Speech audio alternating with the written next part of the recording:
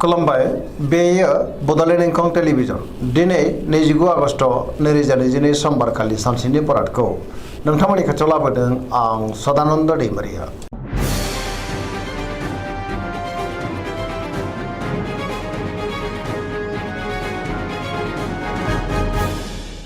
सिगां फरायनो लादों मेष राशि गिबि हांखो अ ल दिनैनि साना जोबोर मोजां बयजोंबो अनजागोन आरो गुबुनजों अनजासोगारगोन। बहाबा दावबायहैनो एबा हान्थिनो खाबु मोननो हागौ आरो मोजाङैनो हान्थिनोबो हागोन। जेरावबो देरहासार जागोन। मावनो लानाय खामानिखौ थि समावनो आरो गोरलैयैनो मावफुंनोबो हागोन। गोसोखौ दिनै जोबोर गोजोननाय मोनगोन। देहायाबो मोजाङै थागोन। अब्लाबो नाथाय जानाय लोंनायाव सांग्रां जानांगोन। बहानिफ्रायबा मोजां खौरां फैनोबो हागौ। रांखावरियाव दिनै जोबोर मोजां गोबां धोन आरजिनो हागोन। आयाबो बांगोन। बेफार फालांगियाव जोबोर मोजां होनजायो। सोरबा गोजाम लोगोजों बहाबा लोगो मोनलायनो हागौ आरो बिसोरनि हेफाजाबखौबो मोनगोन। बिमा बिफानि अननाय आरो बोरबो मोननो हागौ। गुबुननि गोसोखौ दिनै गोरलैयैनो बोनो हागोन। गोसोनि बोलोआबो बांगोन। समाजावबो बयजोंबो मान होजागोन। लाइमोनफोरा जोबोर खुसि जागोन। गोसोनि साननायखौ फोरमायलायनोबो हागोन। फरायसाफ्रा दिनै फरायनायाव गोसो दुंखांगोन आरो मोजां फिथाइ मोनगोन।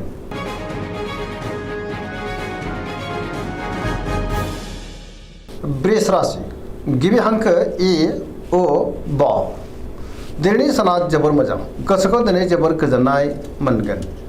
गोसोनि बोलोआ बांगोन। मावनो लानाय खामानिखौ थि समावनो आरो गोरलैयैनो मावफुंनोबो हागोन। बहाबा थांनांगौब्ला दिनै जोबोर मोजां आरो मोजाङैनो हान्थिनोबो हागोन। रोङैखौ रोंगोन। गियानाबो बांगोन। समाजाव दिनै गोबां मान मोननो हागोन। रांखावरियाव जोबोर मोजां गोबां धोन आरजिनो हागोन। बेफार फालांगियाव जोबोर मोजां होनजायो। आयाबो बांगोन। न'खराव बिसि फिसायनि गेजेराव अननानै फैगोन। बिदा फंबायजों मोजां सोमोन्दो थागोन। बिमा बिफानि अननाय आरो बोरखौ मोननो हागोन। देहाया दिनै मोजाङै थागोन। गुबुननि हेफाजाबखौ थोजासे मोननो हागौ। जायखि खामानि मावनानै मोनफ्रोमबो खामानिखौनो दिनै मावफुंलांनो हागोन। सिगांनि बबेबा आद्रा खामानिखौबो मावफुंनो हागोन। सोरबा लोगोनि हेफाजाबखौ मोनगोन। गोसोनि साननायफ्रा मोगथाङाव जाफुंगोन। पजिटिभ एनार्जिनि गोहोमबो गोग्लैगोन। लाइमोनफ्रा जोबोर खुसि जागोन।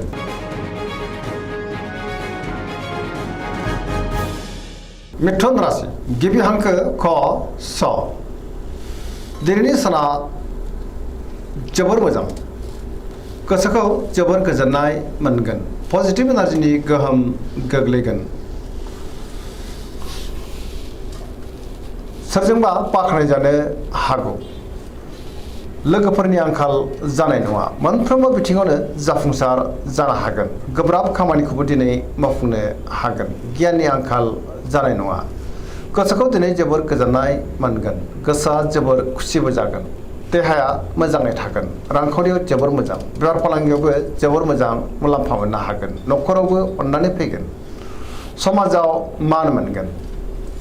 गोसोनि बोलोआ बांगोन। मावनो लानाय खामानिखौ थि समावनो आरो गोरलैयैनो मावफुंनोबो हागोन। सोरबा लोगोनिफ्राय अनसायनाय मोनगोन। देहाया मोजाङै थागोन। अब्लाबो नाथाय जानाय लोंनायाव सांग्रां जानांगोन। लाइमोनफोरनि गोसोआ दिनै जोबोर खुसि जागोन आरो गावबा गावनि गोसोनि साननायफोरखौ फोरमायलायनोबो हागोन। पजिटिभ एनार्जिनि गोहोमबो गोग्लैगोन।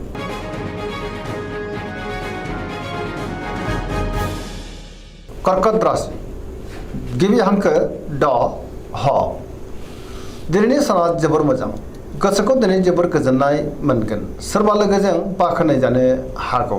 गोसोनि साननायफ्रा मोगथाङाव जाफुंगोन। गोसोआव पजिटिभ साननाय फैगोन। गोथों आरो गोग्गो साननो रोंगोन। गियाननि आंखाल जानाय नङा। मावनो लानाय खामानिखौ थि समावनो आरो गोरलैयैनो मावफुंनोबो हागोन। रांखावरियाव जोबोर मोजां। बेफार फालांगियावबो जोबोर मोजां मुलाम्फा मोनगोन। न'खराव बिसि फिसायनि गेजेराव अननानै फैगोन। समाजाव लोगो लेवा बांगोन। देहायाबो दिनै मोजाङै थागोन। गुबुननि हेफाजाब मोननो हागोन। जायखि खामानि मावनानै मोनफ्रोमबो खामानिखौनो दिनै मावफुंलांनो हागोन। समाजाव बयजोंबो मान होजागोन। फरायसाफ्रा दिनै फरायनायाव गोसो दुंखांगोन आरो मोजां फिथाइ मोनगोन। गुबुनजों मोजां सोमोन्दो लाखिनोबो रोंगोन। पजिटिभ एनार्जिनि गोहोम गोग्लैगोन।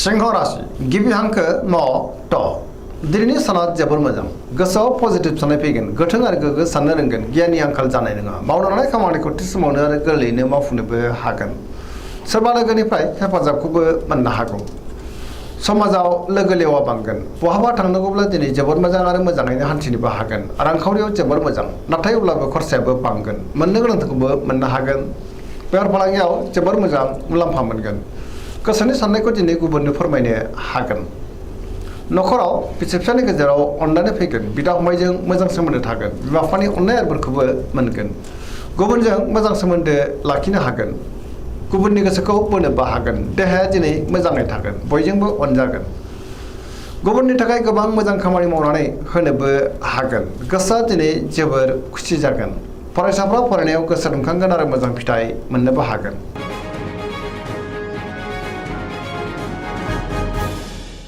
कन्या राशि गिबि हांखो प ट दिनैनि साना मोजां आरो गाज्रिनि गेजेरजों बाबेलनांगोन गोसोआव नेगेटिभ साननाय फैनो हागौ गोथों आरो गोग्गो साननो रोंनाय नङा गियाननि आंखाल जानोबो हागौ रांखावरियाव मोजां अब्लाबो नाथाय खरसायाबो बांगोन बेफार फालांगियाव मोजां होनजायो देहाया दिनै मोजाङै थागोन अब्लाबो नाथाय जानाय लोंनायाव सांग्रां जानांगोन गोबां मुंदांखा सुबुंजों लोगो मोनज्लायनो हागौ नखरावबो अननानै फैगोन गोबां खामानियाव दिनै मुखुबबो थागोन सोरजोंबा बाख्नायजानो हागौ गोसोखौ दिनै जोबोर गोजोननायबो मोनगोन अब्लाबो नाथाय नेगेटिभ एनार्जिनि गोहोमबो गोग्लैनो हागौ लाइमोनफोरा जोबोर आला खाला जागोन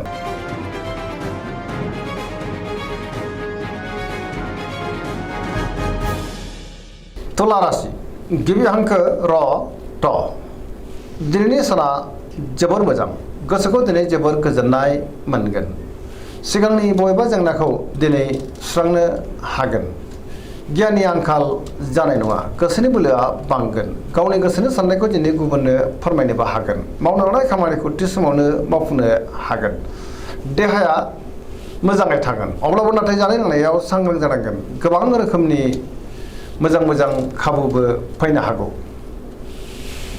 मोननो गोनांखौ दिनै मोननो हागोन रांखावरियाव मोजां बेफार फालांगियावबो मोजां होनजायो नखराव बिसि फिसानि गेजेराव अननानै फैगोन समाजाव बयजोंबो मान होजागोन बेफार फालांगियावबो मुलाम्फा मोनगोन गुबुननि गोसोखौ दिनै गोरलैयैनो बोनो हागोन सोरबा लोगोनिफ्राय थोजासे हेफाजाबबो मोननो हागौ गोदान थांखि लानो रोंगोन सेंग्रा सिख्लाफ्रा जोबोर रमान्टिक जागोन आरो गावबा गावनि गोसोनि साननायखौ फोरमायलायनोबो हागोन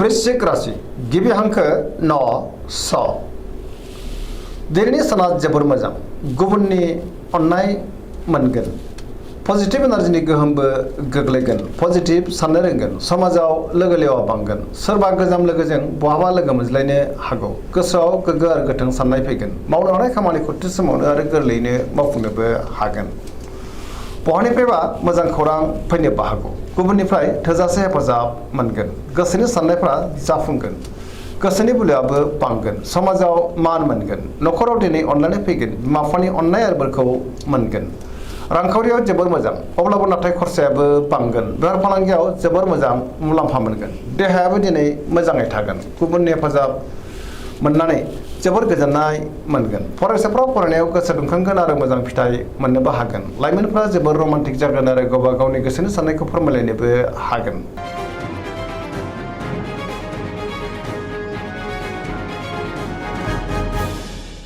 धनु राशि गिबि हांखो ध फ भ दिनैनि साना मोजां आरो गाज्रिनि गेजेरजों बाबेलनांगोन गोसोआव बोलो बांगोन अब्लाबो नाथाय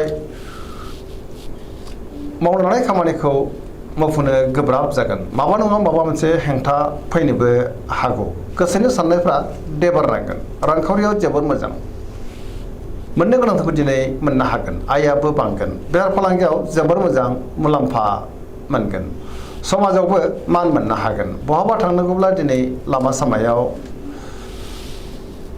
सांग्रां जानांगोन जाब्रबथायनि आसाबो दङ देहाया दिनै बारा मोजां थानाय नङा जानाय लोंनायाव सांग्रां जानांगोन देहानि माबा मोनसे बाहागोआव खस्थ' मोननांनोबो हागौ नखराव अननानै फैगोन बिदा फंबायनिफ्राय थोजासे हेफाजाबबो मोनगोन लाइमोनफोरनि गोसोआ दिनै जोबोर रमान्टिक जागोन आरो गावबा गावनि गोसोनि साननायफोरखौ फोरमायलायनोबो हागोन। गुबुनजों मोजां सोमोन्दो लाखिनोबो रोंगोन।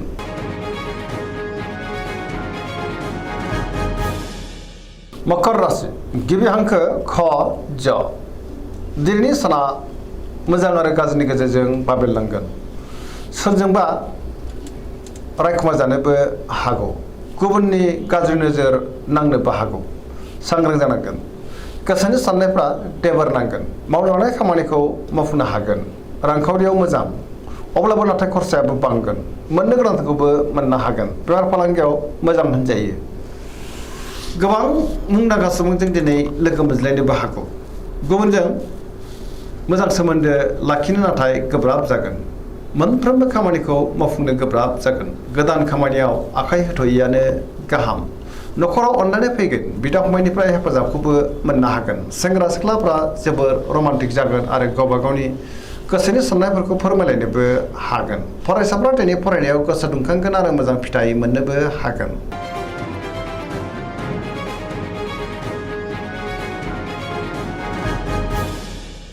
कुम्भ राशि गिबि हांखो ग स दिनैनि साना जोबोर मोजां। गोसोनि लुबैनाया जाफुंगोन। गोसोखौ दिनै जोबोर गोजोननायबो मोनगोन।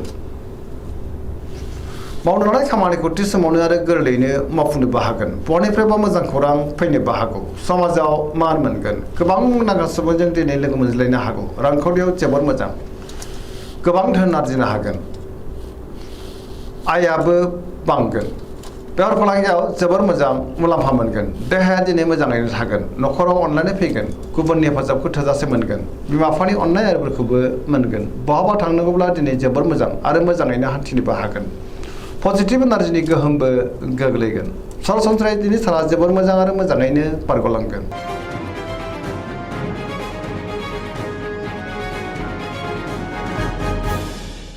मीन राशि गिबि हांखो ड स दिनैनि साना जोबोर मोजां। गुबुननि थाखाय गोबां मोजां खामानि मावनानै होनोबो हागोन। बयजोंबो मोजां सोमोन्दो लाखिनो रोंगोन। गोसोआव पजिटिभ साननाय फैगोन। गोथों आरो गोग्गो साननो रोंगोन। गियाननि आंखाल जानाय नङा। गोसोनि बोलोआबो बांगोन। गावनि गोसोनि साननायखौ दिनै गुबुननो फोरमायनोबो हागोन। देहाया मोजाङै थागोन। अब्लाबो नाथाय जानाय लोंनायाव सांग्रां जानाया गाहाम। रांखावरियाव जोबोर मोजां। बेफार फालांगियावबो जोबोर मोजां। न'खराव अननानै फैगोन। सोरजोंबा बाख्नाय जानोबो हागौ। समाजाव मान मोनगोन। लाइमोनफोरनि गोसोआ दिनै जोबोर रमान्टिक जागोन आरो गावबा गावनि गोसोनि साननायखौ फोरमायलायनोबो हागोन। फरायसाफ्रा दिनै फरायनायाव गोसो दुंखांगोन आरो मोजां फिथाइ मोनगोन। पजिटिभ एनार्जिनि गोहोम गोग्लैगोन।